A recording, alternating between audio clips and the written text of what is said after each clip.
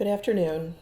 Today we're meeting with Dawn Kroh, president of Green 3 LLC, and we're meeting in her office in the historic area of the city known as Fountain Square, which is located right outside of the Mile Square on the southeast corner of the original city.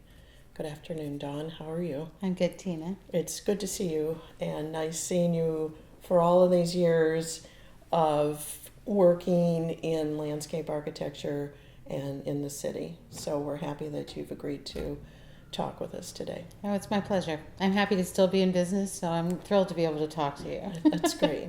Let's start with some information on your background of how you became a landscape architect. Why that field? Well, it's a really interesting question, and I started out actually in art. So my background is I have a degree in painting and printmaking.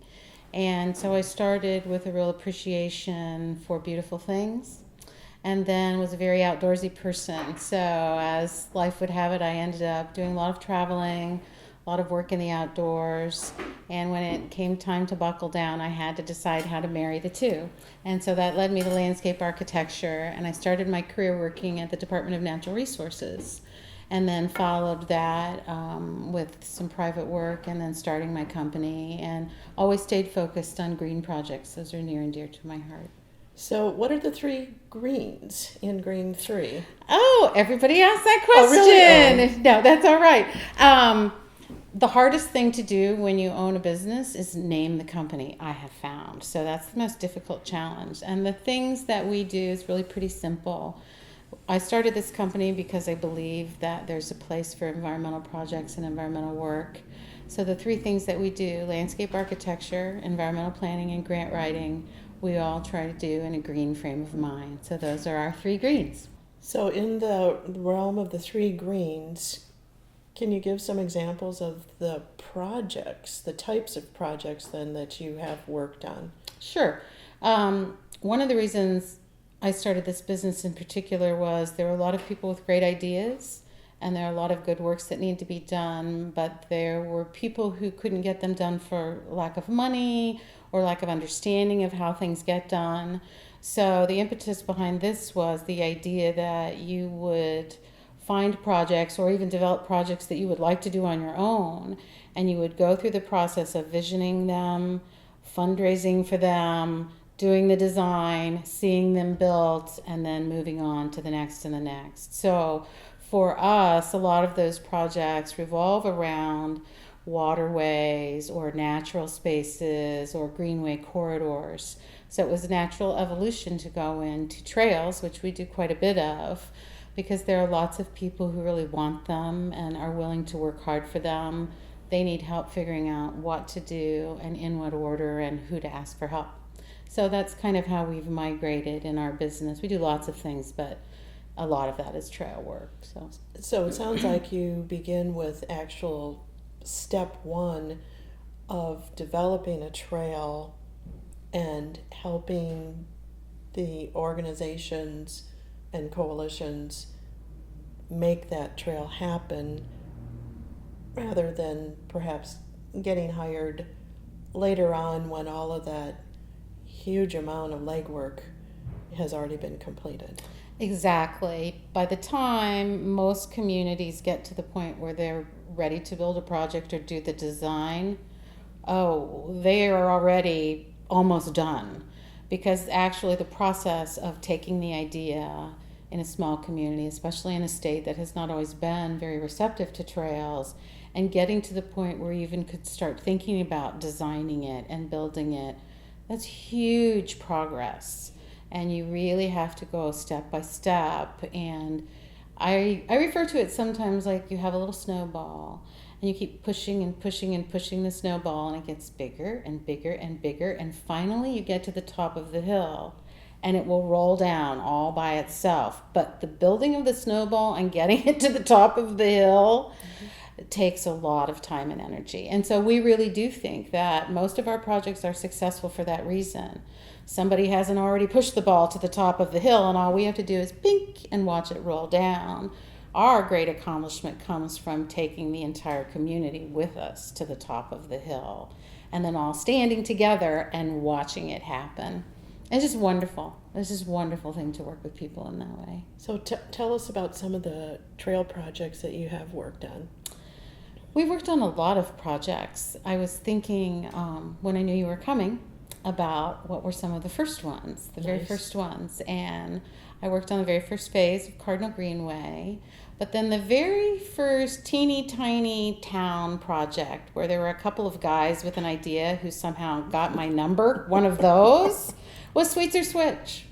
And Bob King in the town of Sweetser, the town that had no parks, they had no trails, they had no money, they had nothing, but they had a guy who had an idea, and I was willing to say, I believe in the idea, and I think I can help you make this happen. And he was so far ahead that by the time a lot of other communities finally figured out trails were the way to go, his had been done for years. So that is a case where it was a small group of local people in a teeny tiny little town who just with a little guidance were able to really make something that's unique and authentic. One thing I do like is all of our trails are different. They reflect, they're not always about high design, which is wonderful, but they really reflect the personalities of the community. So we also have worked on the nickel plate, all phases of the nickel plate. And so that's another trail very different from Sweetser Switch, a very long corridor with many phases, again with a small group of people. And the interesting thing that that group would tell you is they interviewed people just for the idea of getting started. And at the end of all of the interviews, they came back to me and said, you were the only person in any of those interviews that told us we could do this. The rest of them said, it's going to be really hard. We don't know if you can do this. And I said, well, of course you can do it. And here we are, how many miles later? 30 miles later, and the trail's done, and we have conquered all kinds of hurdles, and the trail's fabulous. So that's another example. We've also worked in the town of Winnemac, and that was a community where it crossed 2 counties, and not too many people were on board, but this group decided that they wanted to start small, but they were so effective and we worked so well together that in a very short period of time, what they thought they were going to build was a mile of trail. And in about the same amount of time, they've built 22 miles of trail. Now, they have some good luck and a good sense of humor, which is what it takes, but a lot of hard work and people that were willing to work selflessly. So those individuals were really looking for what's best, not just for me and my family, but for my entire community. And they focused on building a trail that was outside really walkable distance for them when they started. They focused on what they needed to do for the larger good. So that's another example. And there are lots of examples like that. How has the design of the trail, though, evolved over the years from maybe early trail building standards to not necessarily high-end expectations, but general evolution of trail design? Like anything else, well, first of all, I should say that the majority of the trails we work on are grant funded. So with grant funding, a lot of times there are federal funds and they come with requirements. That's not to say all trails are built with grant funds, and there are some that are built with local funds. Initially, when people started building trails, a lot of them, they would liken them to golf cart paths. And they would think of them as, well, we'll just build it like they do on the golf course. But what's happened over time, and as people have learned more and standards have come out, is these are really corridors that move people.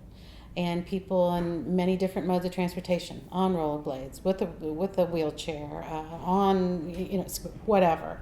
And the idea is that accidents can happen. So these trails really need to be designed as systems that can support emergency vehicles, that can provide facilities and amenities that make people safe and comfortable, and that really provide the needed connectivity and ADA access. So the standards now drive us to a more substantial form of trail design and trail construction. There still are variations in price. You know, you can still get something that doesn't cost quite as much or something that costs more. But we all know now a little bit more about how these function in our communities.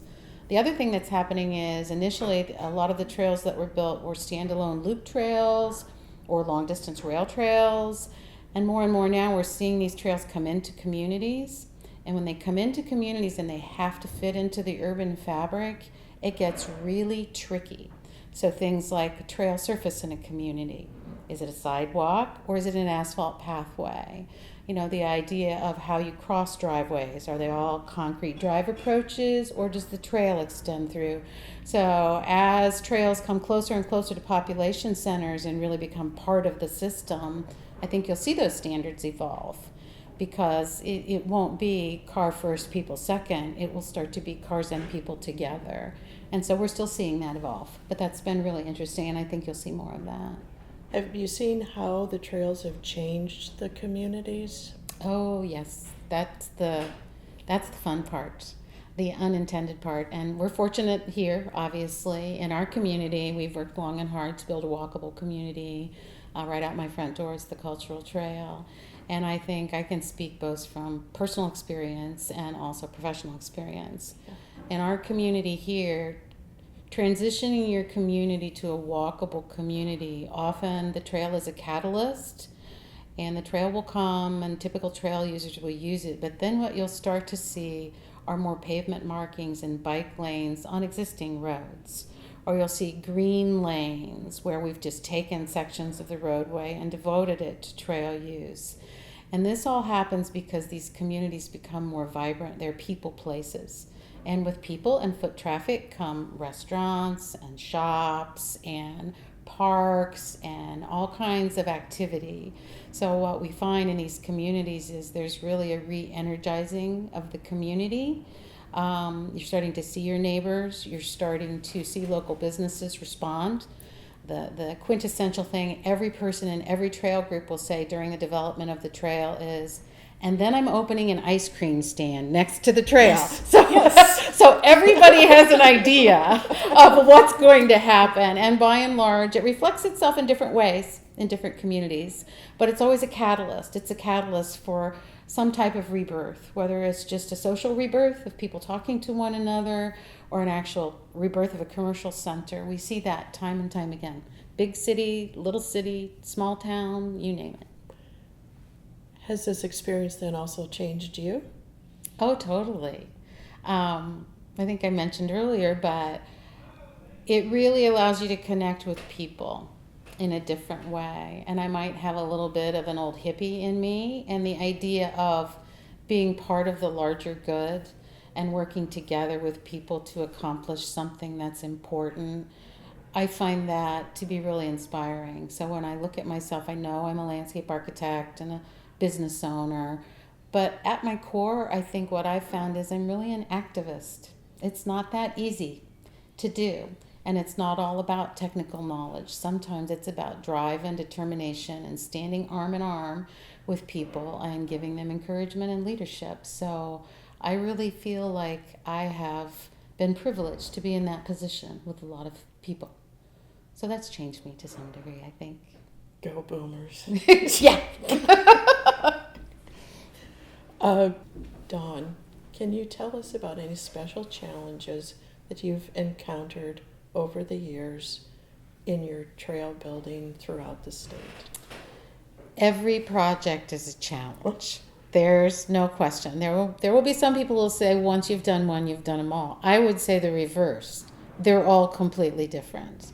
Common challenges that I'm sure everyone would speak to are the individual who's frightened by the prospect of a trail passing by their yard or their storefront, afraid of what that might bring and who that might bring. There are always challenges of money, challenges where you have to do Plan B because the money for Plan A didn't pan out. There are always challenges with people who burn out. So even if you have a really good group, sometimes these trails, I've been working on one for 10 years. And a lot of people who volunteer are seniors. It's a lot of hard work. They don't get paid. They burn out. And the problem is then all that energy and passion associated with that person has to be replaced. So, one of the ways we look at overcoming that particular challenge is to remember that person sees people in the grocery store, they see them at the post office, they see them at church on Sunday, and they always get asked the same question by their neighbors.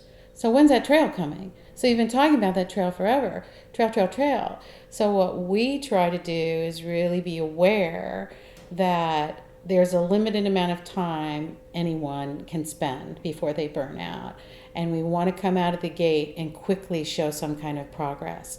So sometimes it's not the fanciest trail, sometimes it's not the longest trail, but it's something then that the local folks can say, I told you we were going to do this and we did this, and now we're going to do this. So they tend to make believers out of people instead of always being backed into a corner and saying, I don't know, we're working on it. So that's an interesting personal people challenge.